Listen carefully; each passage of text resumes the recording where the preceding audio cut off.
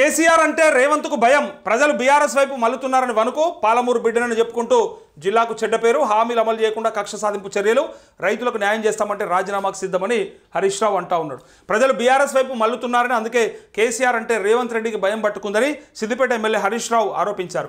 మహబూబ్ నగర్లో మీడియాతో మాట్లాడిన ఆయన రేవంత్ పాలమూరు బిడ్డనని పదే పదే చెప్పుకుంటూ జిల్లాకు చెడ్డ పేరు తీసుకొస్తున్నారని విమర్శించారు.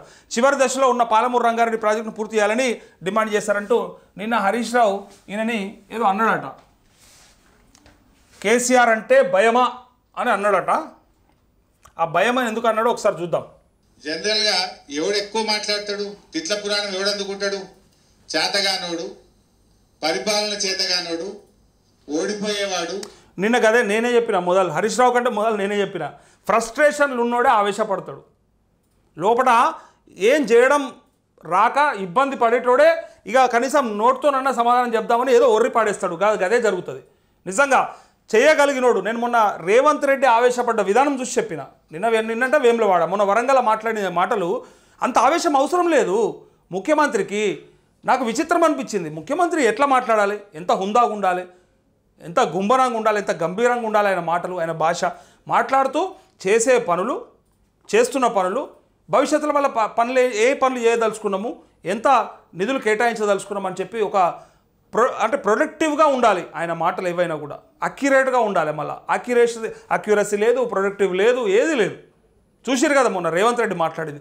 అప్పుడు అన్న నేను ఈయన ఆవేశపడుతుండంటే ఈయన ఏదో భయపడుతుండు, లేదా లోపల ఏదో అనుమానం ఉన్నది. ప్రజల్లో వ్యతిరేకత వచ్చింది, గతంలో ఉన్నంత పాపులారిటీ నాకు కనిపిస్తలేదు, తగ్గిపోయింది. గతంలో సీఎం సీఎం సీఎం అని ఒర్రేటోళ్ళు, కార్యకర్తలు కాదు, సరే ఎవరైనా అక్కడ ఉన్నప్పుడు ప్రజలు కానీ ఎవరైనా. ఇప్పుడు సీఎం అయినాక కూడా ఆయన పట్టించుకోవట్లేదు, చాలా లైట్ తీసుకుంటున్నారు. అది ఆయన ఫ్రస్ట్రేషను. అదే ఎక్కడ దారి తీస్తుంది అనేదే నేను నిన్న చెప్పినా అన్నట్టుగా ఇగో హరీష్ రావు కూడా అదే అంటా ఉన్నాడు. ఫ్రస్ట్రేషన్లో వదిలిపోతు మాటలన్నీ మాట్లాడుతుంటారు. ఇవాళ రేవంత్ రెడ్డి పొద్దున్న లేస్తే నిన్న 45 నిమిషాల ప్రసంగం చేస్తే 50 సార్లు కేసీఆర్ని యాడ్ చేసుకున్నాడు.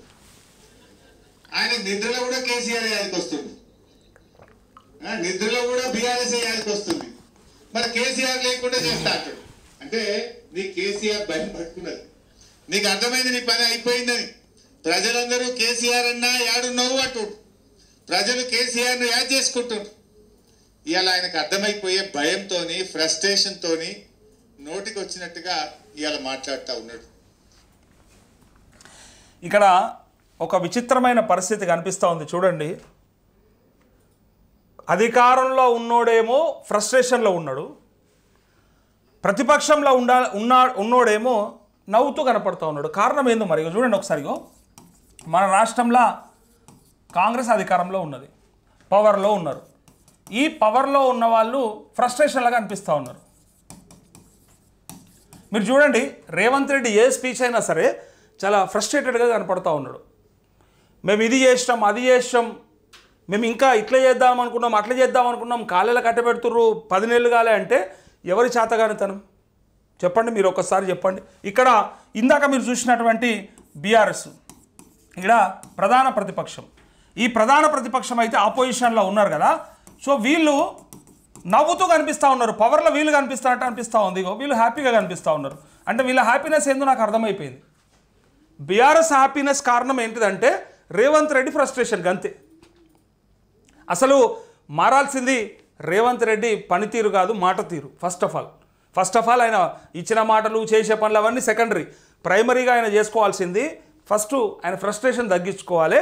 కాళ్ళలో కట్టబెడుతురు అంటే నీకు చేతనైతలేదు అన్నట్టు, నీకు చేతగాక చేస్తున్నటువంటి పనులన్నీ. హరీష్ రావుకి ఇంత నవ్వుకుంటూ ఉండొచ్చునా? 10 ఏళ్ళు అధికారం అనుభవించినాక ఒక రకమైన ఆవేదనతో ఉండాలి, అధికారం కోల్పోయినామనే బాధలు ఉండాలి, ప్రజలు మమ్మల్ని తిరస్కరించారనే ఆవేదనలో ఉండాలి కదా. అది కనిపిస్తలేదు. వాళ్ళేమో నవ్వుతున్నారు, వీళ్ళేమో ఏడుస్తూ ఉన్నారు. మరి చేసిన పనులు చెప్పుకోలేక వీళ్ళు ఆగమవుతూ ఉన్నారు. దీనికి కారణం ఏంటిది అనేది చెప్పాలి. ఇక దీనికి కారణం ఏంటిది? వీళ్ళకి అనుభవం లేక, అనుభవ రాహిత్యం అంటారు దాన్ని. అనుభవ రాహిత్యం ఏదో అప్పట్లో 10 ఏళ్ళ కింద 15 ఏళ్ళ కింద చేసిన మంత్రులు ఎవరో అయితే ఉన్నారో ఆ నలుగురు పెద్ద మనుషులు పట్టుకొని ఏదో వెళ్ళేదిద్దామని చూసిండు. రక్తం ఏదా, ఉడుకు రక్తం ఏదా అసలు వీళ్ళలో ఉన్నట్టు వాళ్ళలో ఉన్నదా? అసలు ఒక్కలన్నా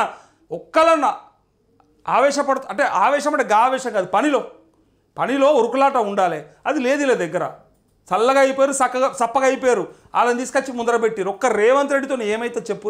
అందుకే ఆయన ఫ్రస్ట్రేషన్. ఇంకొకటి, రేవంత్ రెడ్డికి ఉన్నటువంటి అతిపెద్ద మైనస్ ఏంటంటే ఎవరిని కలుపుకొని పోయినట్టు కనిపిస్తాడు అంతే. చాలామంది ఏమనుకుంటారంటే రేవంత్ రెడ్డి విహెచ్ను పలకరిస్తూ ఉంటాడు, లేకపోతే జగ్గారెడ్డిని ఏదో ప్రేమ ఉన్నట్టుగా చూపిస్తూ ఉంటాడు అని అంటారు. కానీ ఆయనకి ఎవరితోని మింగుడు పడది. ఎందుకంటే ఆయన వచ్చింది అక్కడి నుంచి కాదు కదా.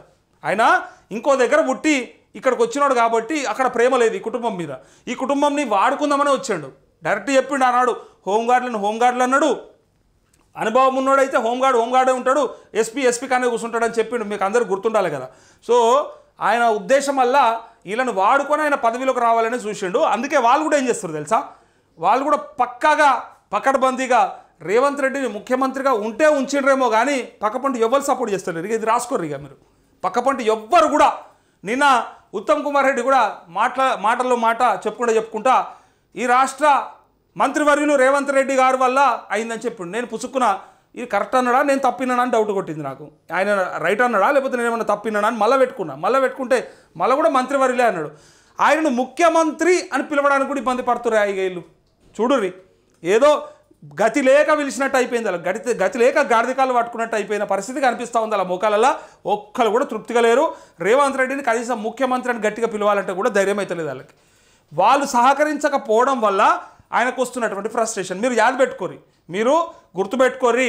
ఈ మంత్రులు ఎవరైతే ఉన్నారో గతంలో 15 ఏళ్ల కింద మంత్రులుగా ఉన్న వాళ్ళు కాబట్టి వాళ్ళ సీనియారిటీ ప్రకారం మేమే ముఖ్యమంత్రి కావాలి కదా అని కోరుకున్నప్పటికీ మరి అధికారంలోకి తీసుకొచ్చింది ఎవరు, సీట్లు ఎవరి వల్ల పెరిగినాయి, ఈ రాష్ట్రంలో కాంగ్రెస్ అధికారంలోకి రావడానికి మూల కారణం ఏంటిదని మర్చిపోయి వాళ్ళకి ఏమనిపిస్తుంది అంటే నాకేం తక్కువ, నేను బరాబర్ 10 సీట్లు గెలిపించిన, నేను కూడా ప్రయత్నం చేసిన, సో రాష్ట్రంలో నా క్రెడిబిలిటీ కూడా ఉన్నది కదా అని చెప్పి ఎవరైతే అనుకుంటారో వాళ్ళ సహకారం తక్కువైంది రేవంత్ రెడ్డికి. అందుకే ఆ ఫ్రస్ట్రేషన్లో కనిపిస్తున్నటువంటి మాటలో భాగంగానే వీళ్ళు ఎంజాయ్ చేస్తూ ఉన్నారు.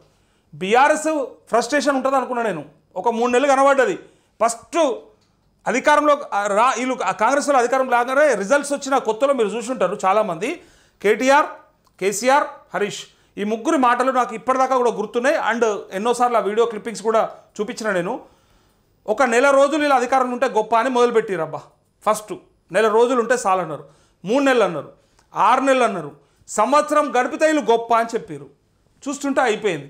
కానీ ఆనాడు వాళ్ళు ఫ్రస్ట్రేషన్లో ఉండే. ఎందుకంటే వాళ్ళకు అధికారం వెంటనే కోల్పోవడం చేత వాళ్ళు చాలా ఇబ్బంది పడ్డారు. అరే మేము తెలంగాణ తెచ్చిన వాళ్ళం అనుకున్నాము, ఉన్నంతకాలం మేమే ఉంటాం అనుకున్నాము, ప్రతిపక్షాలను అన్నింటినీ కనబడకుండా చేసినాం, అయినప్పటికీ బీఆర్ఎస్ ఎందుకు ఓడిపోయిందనే ఆవేదనలో ఒక 3 నెలలు 4 నెలలు విపరీతంగా మాట్లాడారు. ఎంపీ రిజల్ట్స్లో 0 వచ్చేదాకా, ఇక ఎంపీ రిజల్ట్స్లో 0 వచ్చింది బీఆర్ఎస్కి. తర్వాత ఒక నెల 2 నెలలు సప్పుడేక తడిగుడ్డు వేసుకొని పండుకుర్రు. ఎందుకులే మాకు వచ్చినాయి రాజకీయాలు, తర్వాత చూద్దాంలే అని.